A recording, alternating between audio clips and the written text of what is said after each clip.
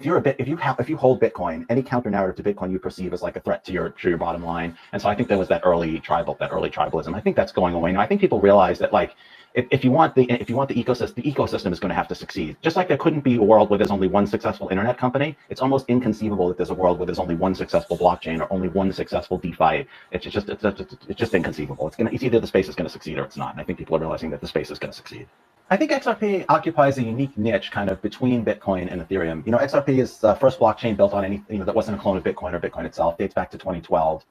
Doesn't use proof of work. It uses what we now call proof of association. It was the first ledger, to have tokenized assets at the time called issued assets used for things like stable coins. It has a native decentralized exchange to allow people to move between assets.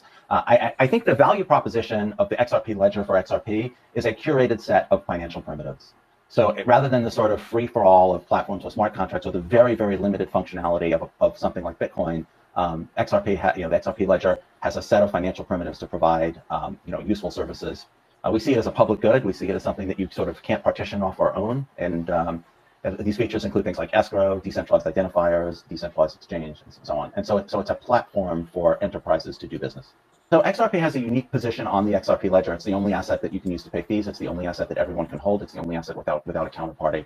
It's used as a bridge asset when two tokens don't have a direct trading pair. So if you're trading between two assets where there aren't a whole bunch of people who want to trade in the other direction, the network will automatically route the trade through XRP to improve speed or pricing. You don't necessarily see it as a user, but XRP does work behind the scenes to make those markets more efficient. And you see that as an XRP holder in the form of increased liquidity and increased ability to trade.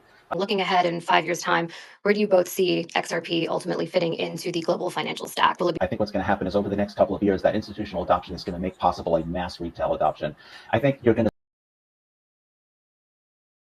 see blockchain technologies replacing significant fractions of traditional finance for ordinary people as soon as it can provide the products and services that they need. If you think about what the financial products and services people need, like they need loans, they need sensible investments. As soon as blockchains can provide that, I think people will see the benefit of having a sort of open system, kind of like how the internet replaced proprietary information, movement systems. So I think we're going to see that growth of retail DeFi just turbocharged by the enterprise adoption we're seeing now.